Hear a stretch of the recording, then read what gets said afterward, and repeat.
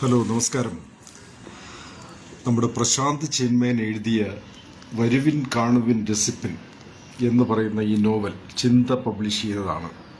നല്ല ഘനമുള്ള 424 പേജുകളുള്ള ഈ നോവൽ നിങ്ങളെല്ലാവരും വായിച്ചോ, നിങ്ങളെല്ലാവരും വാങ്ങിച്ചോ എന്ന് അറിയാൻ വേണ്ടിയാണ് ഞാൻ ഈ ലൈവ് ഇടുന്നത്.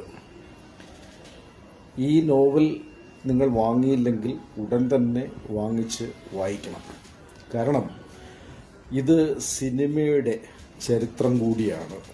ഒരു ഗ്രാമത്തിൻ്റെ ചരിത്രം എന്നതിനൊപ്പം സിനിമയെക്കുറിച്ചുള്ള ചരിത്രം അടങ്ങുന്ന ധാരാളം പുസ്തകങ്ങൾ, സിനിമയുടെ ചരിത്രത്തിനെ കഥയാക്കുന്ന, സിനിമയിലെ സവിശേഷ സന്ദർഭങ്ങളെ കഥയാക്കുന്ന, നായകന്മാരെ അല്ലെങ്കിൽ നായികമാരെ കേന്ദ്രസ്ഥാനത്ത് പ്രതിഷ്ഠിച്ചുകൊണ്ട് നടത്തുന്ന നോവലുകൾ, എഴുതപ്പെട്ടിട്ടുള്ള നോവലുകൾ പലതും നമ്മൾ വായിച്ചിട്ടുണ്ട്. പക്ഷേ ഈ ഒരു പുസ്തകത്തിൻ്റെ വരുവിൻ കാണുവിൻ രസിപ്പിൻ എന്ന് പറയുന്ന പുസ്തകത്തിൻ്റെ പ്രത്യേകത എന്ന് പറയുന്നത് ബയോസ്കോപ്പിൻ്റെ കാലഘട്ടം മുതൽ ഇന്ന് ഡിജിറ്റൽ കാലഘട്ടം വരെയുള്ള സിനിമയുടെ ചരിത്രം എങ്ങനെ ഏതാനും കുടുംബങ്ങളുടെ, ഏതാനും മനുഷ്യരുടെ കഥയിലൂടെ പറഞ്ഞു വയ്ക്കുന്നു എന്നുള്ളതാണ്. ഇത്രയും രസകരമായ രീതിയിൽ കഥ പറഞ്ഞു പോകാനുള്ള ഒരു കഴിവ്, നോവലിനെ നിർമ്മിച്ചെടുക്കാനുള്ള ഒരു കഴിവ് ഈ അടുത്ത കാലത്തൊന്നും ഞാൻ വായിച്ച നോവലുകളിൽ, പ്രത്യേകിച്ച് മലയാളം നോവലുകളിൽ ഞാൻ കണ്ടിട്ടില്ല. പ്രശാന്ത് ചിന്മയൻ എന്ന് പറയുന്ന എഴുത്തുകാരൻ്റെ 3ാമത്തെ നോവലാണിത്. വർത്തമാന പുസ്തകം സ്റ്റാച്യു ജംഗ്ഷൻ, ഇത് 3ാമത്തെ വരുവിൻ കാണുവിൻ രസിപ്പിൻ എന്ന് പറയുന്ന ഈ പുസ്തകം. ഇതിൻ്റെ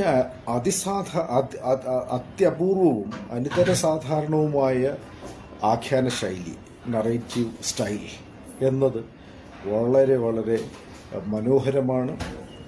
ഇതിലെ കഥാപാത്രങ്ങൾ എല്ലാം റൗണ്ടഡാണ്, വളരെ മിഴിവുള്ള കഥാപാത്രങ്ങളാണ്. ഓരോ എപ്പിസോഡിനെയും നമുക്ക് നമ്മുടെ നാടോടി കഥകളിൽ നമ്മുടെ കൂട്ടുകാരുമായി ഒരുമിച്ചിരുന്ന് സംസാരിക്കുന്ന വേളകളിൽ പറഞ്ഞ് രസിക്കാനുള്ള കഥകൾ ആയി മാറ്റിയെടുക്കാൻ കഴിയുന്ന കഥകളാണ്. ഇതിൻ്റെ കഥ ഞാൻ ചുരുക്കി പറയാനോ വിശദീകരിച്ച് പറയുവാനോ ഇവിടെ മുതിരുന്നില്ല.